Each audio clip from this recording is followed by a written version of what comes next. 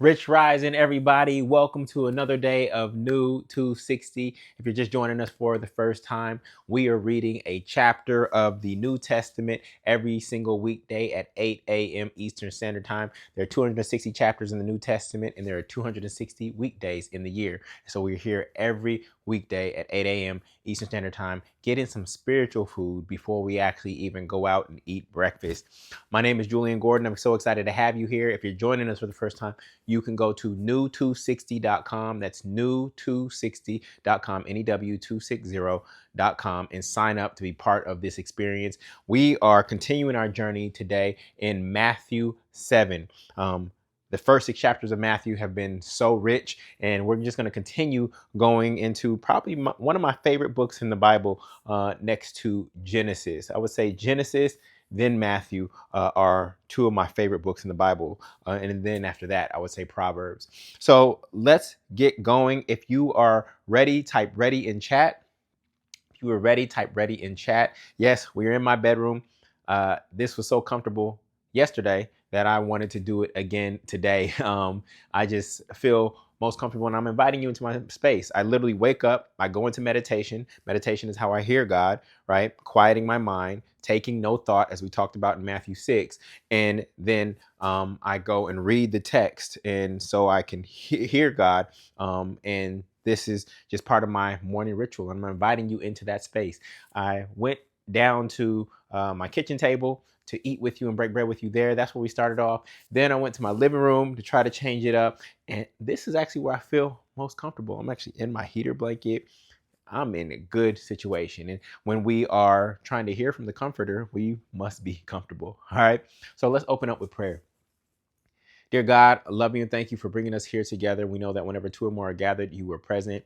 We just pray that our minds are open to receive your divine downloads and your words today. And may those words transform us so that we can actually live a more Christ-like life after the Bible study. This is not just something that we check off every single day as a ritual. While it is important to be here, this is about the transformation of our lives. This is a pit stop for us every single day to make sure that when we are on the journey of life, we are making decisions that are in alignment with your will, that are in alignment with righteousness, that are in alignment with goodness, and that are in alignment with love. And so as we go into Matthew chapter 7, please show us what love looks like and how to live a life that is guided by the law of love. We're so grateful to be here together. We are so grateful for another breath and another day. We love you and thank you with all of our hearts, minds, and souls. Ashe, amen. And so it is. All right. Y'all ready, ready, ready? Cool. So we are in Matthew chapter 7.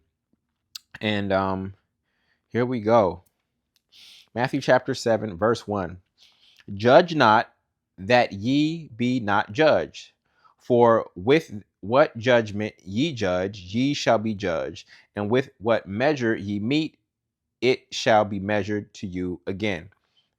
And why beholdest thou the mote that is in thy brother's eye, but considerest not the beam that is in thine own eye? So I love the imagery of this that Yeshua speaks of. You know, I have this image where when we look out in the world, we see the world as broken, right? We see the world as messed up. There's war, there's poverty, there's hunger, etc.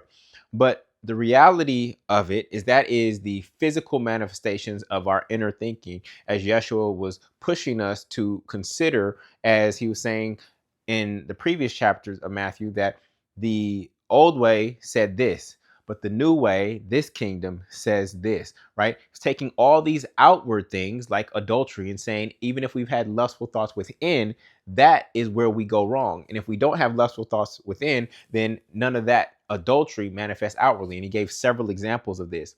Now, when we look out of the world, we see the world as broken. But think about this. What if the world is not broken, but our perception of the world is what's actually broken? It's no different than driving and thinking you have a crack on your windshield, right? And so you look out and you say, I have a crack on my windshield. I need to fix my windshield. I need to fix something externally. But the reality is that the crack is actually on the lens of your eye.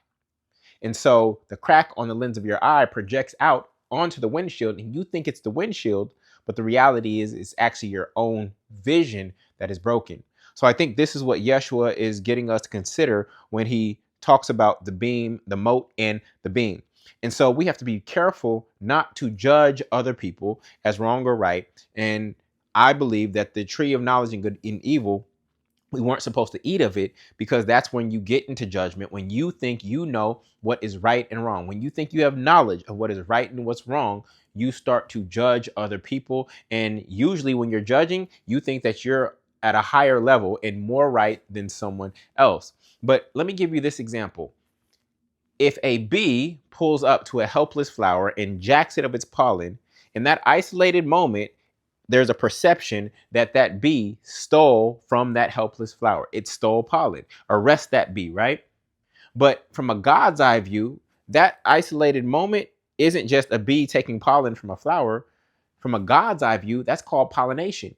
And pollination is responsible for 80% of the world's foliage. And we could not survive without that isolated moment, which from a human perspective looks like theft, but in truth, right? From a God's eye view, that's actually a process that God put in place to ensure that we have life on earth.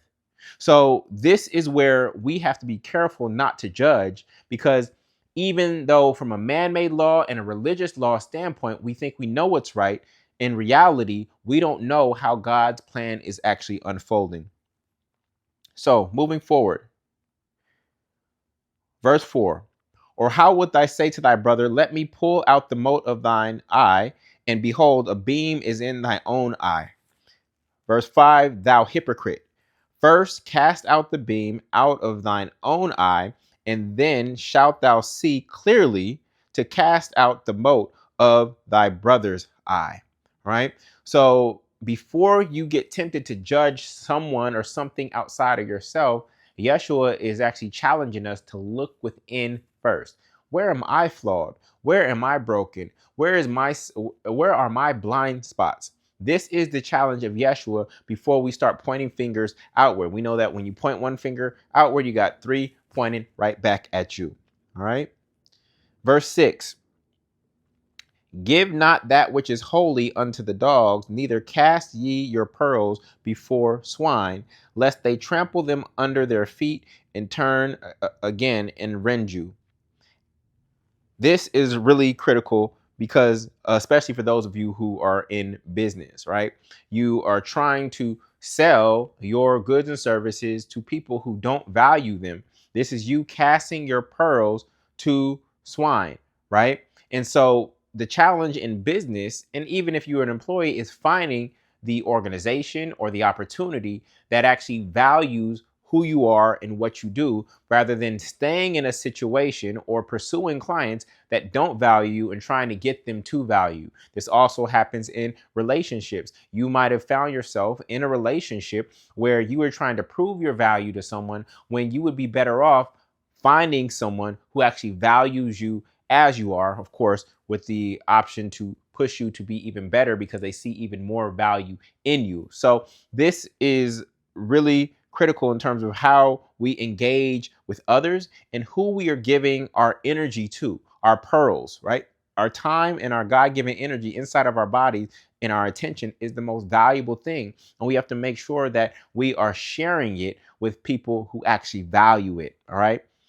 Verse 7, ask and it shall be given you, seek and ye shall find, knock and it shall be opened unto you.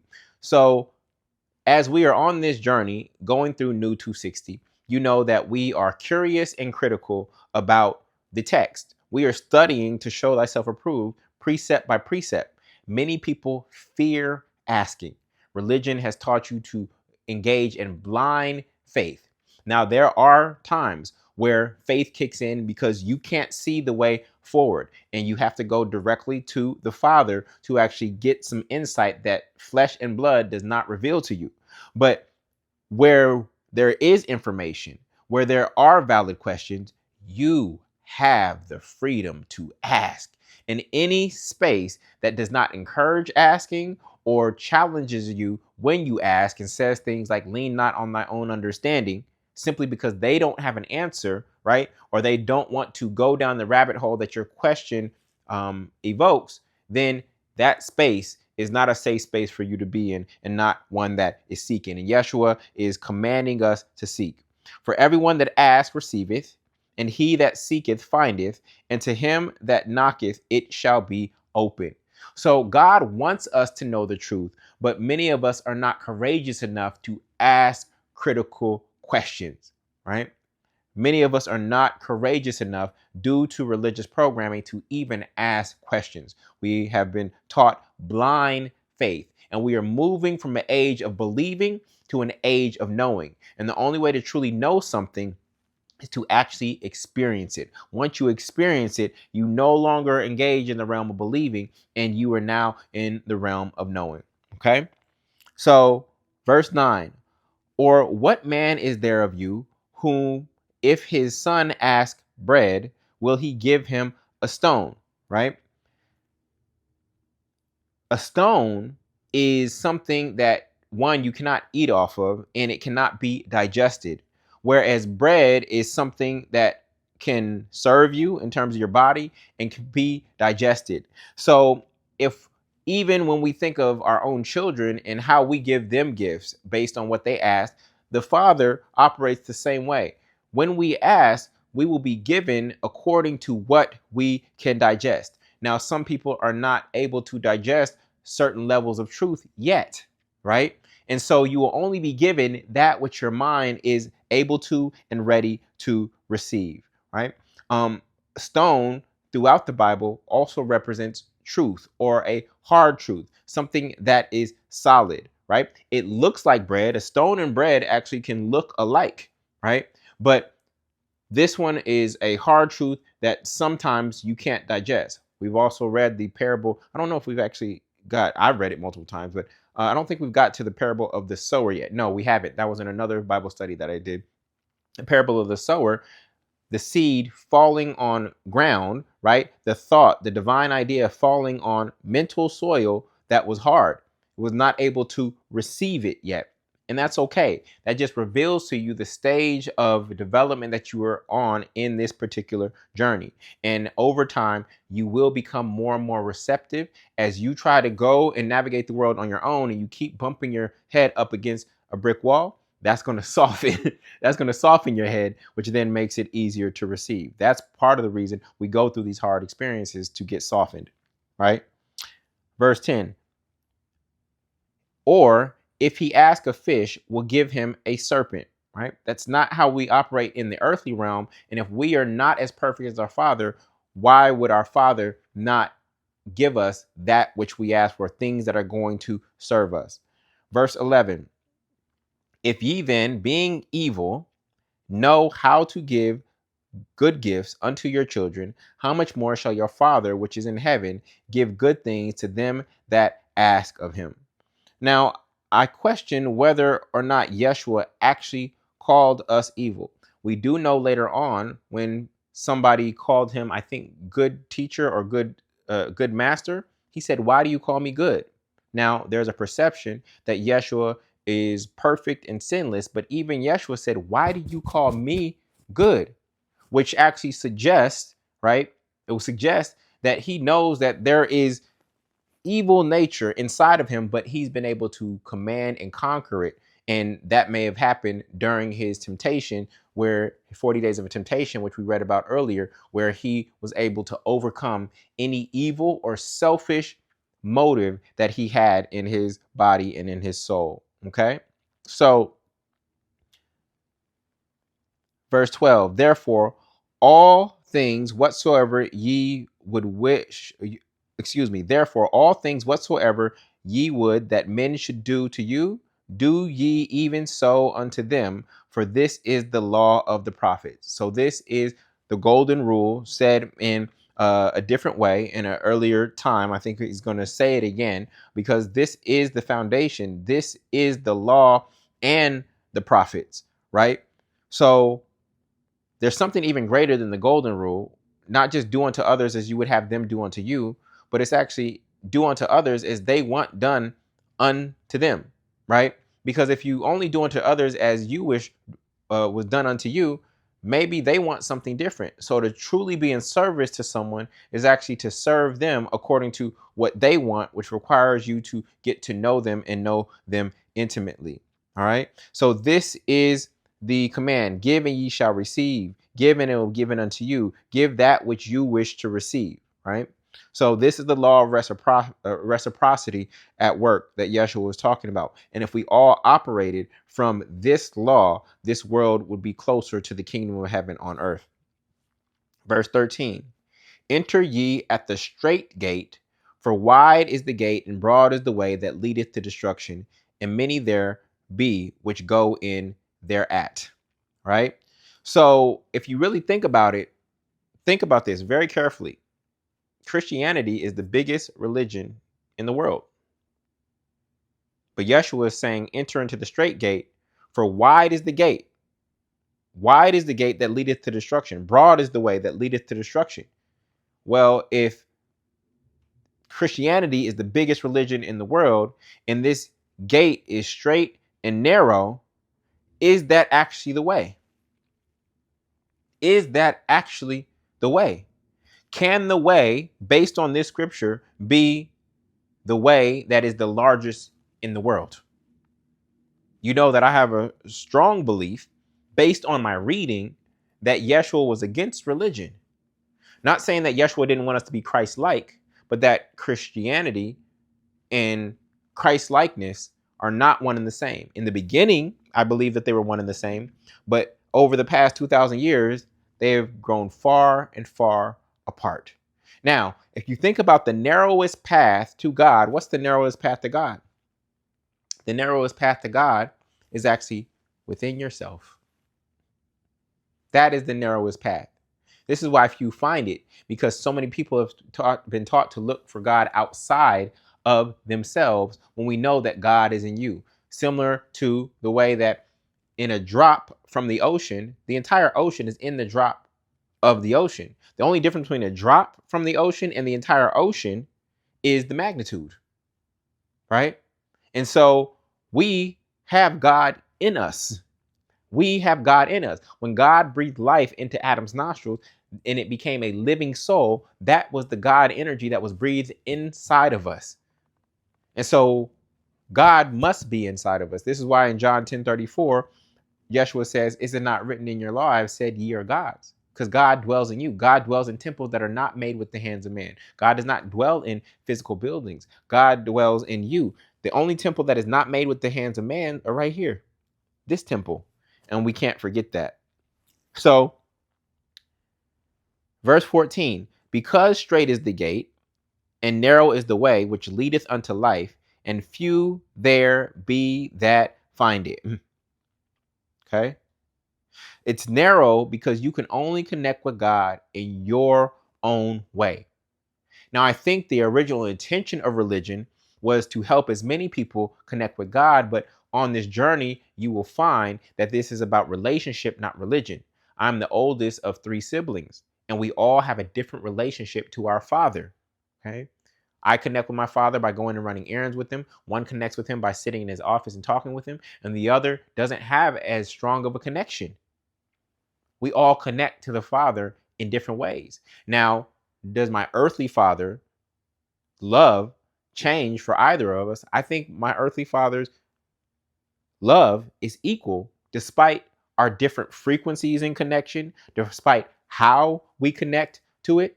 So this is about relationship, finding your unique individual relationship with God. Some people connect with God through meditation. Some people connect through music. Some people connect through nature. Some people connect through writing. Some people connect through singing. People connect with God in their own unique way. And the real goal is to find and create your own religion or belief system. I really believe that there are over 8 billion religions in the world. Each one of us has a unique relationship. Even if you go to a church with 300 people sitting in the pews, each one of them has their own unique relationship with God. And to me, your individual belief system is actually your own religion. Okay? So when Yeshua says, few there be that find it, what he's saying is that most aren't there yet. Few have found it because they've been taught to look outwardly instead of inwardly. And we'll get into more scriptures that verify that later on. Verse 15, beware of false prophets which come to you in sheep's clothing, but inwardly they are ravening wolves. So again, Yeshua is pointing us back inwardly to have discernment. Really having discernment is not being able to judge someone outwardly. Discernment is really being able to, despite what they're presenting outwardly, to be able to see inwardly. Okay. Clothing is outward, but the real creation and production and fruit comes from within. Verse 16, ye shall know them by their fruit. Do men gather grapes of thorns or figs of thistles? Right? What they have produced, the fruit is called produce, right? Fruit is called produce. So if we plant a corn seed, we can only get corn. If we plant wheat, we can only get wheat, right? So it's the seed within, it is their inner nature that determines what they ultimately produce or the fruit that they bear. And so we have to become better at discernment. For 40 years of my life, I was very naive and I looked at everyone equally. And I gave everybody the benefit of the doubt until they gave me something to doubt. And so I'm strengthening in my discernment of being able to judge is not the word, but to discern somebody's inner nature based on what I see outwardly. But in this era of personal branding, people can be very manipulative. Okay. But more so than anything, while I'm talking about other people, I also want us to look at our own lives. Not I also, first and foremost, because I think this is what Yeshua would teach, is look at our own lives. Based on what you're producing in your lives, what does that say about your inner life? You find yourself always in confrontational situations. You find yourself always gossiping. You find yourself always in scarcity. What is that saying? If that's what you're producing in your life, what is that saying about you inwardly? All right. Verse 17. Even so, every good tree bringeth forth good fruit, but a corrupt tree bringeth forth evil fruit. Right? So thoughts of the mind produce after their kind. The roots determine the fruits. The roots determine the fruits. Verse 18. A good tree cannot bring forth evil fruit, neither can a corrupt tree bring forth good fruit. All right. So verse 19. Every tree that bringeth not forth good fruit is hewn down and cast into the fire. Now, in our last reading, we talked about grass being cast into the fire, right? Do you think grass did something sinful to be cast into the oven, as it was said in Matthew 6? No. So Yeshua is not talking about the fire being the hell that people paint as this fiery place below. What Yeshua is talking about is that you are now cut off and you are now going to go through a purification process. That's what fire does. The baptism by fire. Religion has taught us to fear fire, but fire is actually the purification process. When you continuously bear bad fruit, you're going to go through a possibly difficult process of purification, which involves fire. Even when you're doing good, there's always opportunities for refinement. There is always still a speck of something, a mote of something that needs to be burned away. So fire is not just particular to the evil people. We have to accept fire as a continuous process of refinement. And that's what I think Yeshua is talking about here. All right. So verse 20, wherefore by their fruits you shall know them. Verse 21, not everyone that saith unto me, Lord, Lord, shall enter into the kingdom of heaven, but he that doeth the will of my Father which is in heaven. All right. So this again speaks to religion. A lot of people go to church on Sundays and they're claiming, Lord, Lord, Lord, Lord, Lord, Lord, Lord, Lord, Lord, Lord. And Yeshua is saying, not everyone that saith unto me, Lord, Lord, shall enter into the kingdom, but he that who doeth the will of my Father. Again, Paul talks about the gospel of grace. Oh yeah, just get baptized, confess the Lord as your Savior, that He resurrected, the whole Nicene Creed, right? That's the gospel of grace. You do that and you're good to go.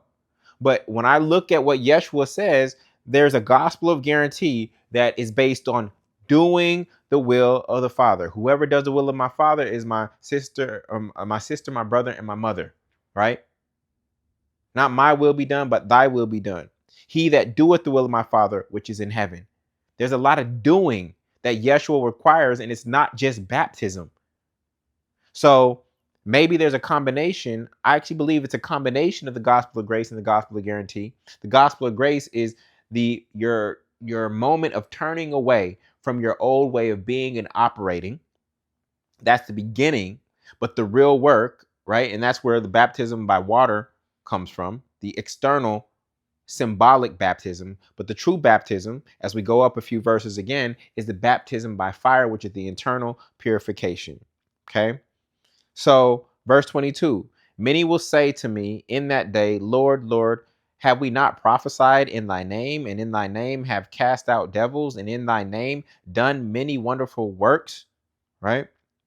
And then I will profess unto them, I never knew you. Depart from me, ye that work iniquity. So, seeing wonderful things and even doing wonderful things doesn't always mean good. Good fruit is fruit that blesses other people.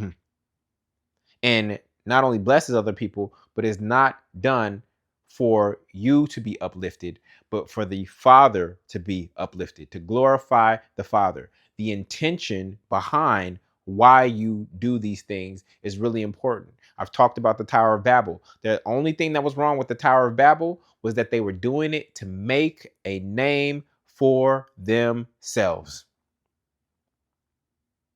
So a lot of people use these same universal laws and do wonderful things, but they aren't doing it to glorify the Father. They're actually doing it to glorify themselves. Verse 23, and then will I profess unto them, I never knew you. Depart from me, O ye that work iniquity. Therefore, whosoever heareth these sayings of mine and doeth them, doeth them. Again, this is not just about baptism. And there's a two-step process that is being revealed here. We must hear, faith come by hearing, and then do. Okay. But oftentimes there's the knowing doing gap. We know better, but we don't always do better. All right. So whosoever heareth these sayings of mine and then doeth them, I will liken him unto a wise man which built his house upon rock. What did I say rock or stone meant? Rock or stone represents a solid truth, sometimes a hard truth, right? And verse 25, and the rain descended, and the floods came, and the winds blew and beat upon the house. What does house represent in the Bible? A house represents mind. Let me prove it to you. If you go look at the scripture, a house divided against itself cannot stand. Most people talk about that and use that in the context of a marriage. Does it apply to marriage? Yes, it does. But if you go look at the context, that is not what Yeshua is talking about. Yeshua is talking about how he is able to cast out demons, right? And how could he cast out demons if he was using evil? How can he cast out evil with evil? You can only cast out evil with the power of good. He's not talking about marriage. And so a house divided against itself, he's talking about a mind divided against itself. A mind divided against itself looks like this. I want to be rich, but I hate rich people. That is a mind divided against itself. Those are two incongruent thoughts. So when you see house throughout the Gospels in particular, oftentimes house represents a mind. So this is a man who built a wise man who built his house or his mind upon solid truth, who heard these words, heard these sayings, and did them. Wisdom is knowledge applied in righteousness. Wisdom is knowledge applied in righteousness. Okay. The wind blew, beat upon the house or that mind, and it fell not. Right. A lot of these mental health issues that we see is because people's minds have been built on sand or something less solid. For it was founded upon a rock. Verse 26, and everyone that heareth these sayings of mine and doeth them not shall be likened unto a foolish man which built his house or his mind upon the sand, a weak foundation. Okay. Verse 27, and the rain descended and the floods came and the winds blew and beat upon that house and it fell, and great was the fall of it. Verse 28, and it came to pass when Jesus had ended these sayings, the people were astonished at his doctrine. Verse 29, for he taught them as one having authority and not as the scribes, right? The scribes submit to authority of man-made law, right? He had authority, okay? He had authority. He spoke with authority. And his authority as a king in the spiritual realm is not of the earth. Okay, his authority in the spiritual realm is not of the earth. His authority comes from the truth and the wisdom given to him by the Father. Right. So that concludes Matthew chapter 7. We are continuing our journey. This has been an absolute blessing. And so when you think about judgment, right? Look in the mirror before you point any finger outward and seek to judge anyone else, right? When we think about discernment and looking at people's character, not the facade or the mask, but their character and the fruits in their lives, you will know them by their fruits. So we are all called to be more discerning. But even when we are discerning that somebody is not moving in integrity and righteousness, we do not jump over to judgment. Okay. Instead, we figure out how to send love to them. It doesn't have to be direct love, but how to send love to them so that hopefully something will happen in their life that actually turns them around and actually allows them to root in richer soil, right? And plant new seeds that then bear good fruit in their lives. And we know that we must hear and we must do. That the gospel of grace is the beginning, right? But the ultimate goal is the gospel of guarantee, where Yeshua is commanding us to follow and live according to his sayings and his commands. And that is where we must get to. All right.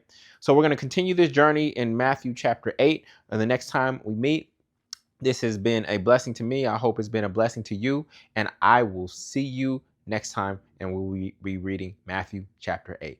All right. Have a good one, everybody. Love you. Peace.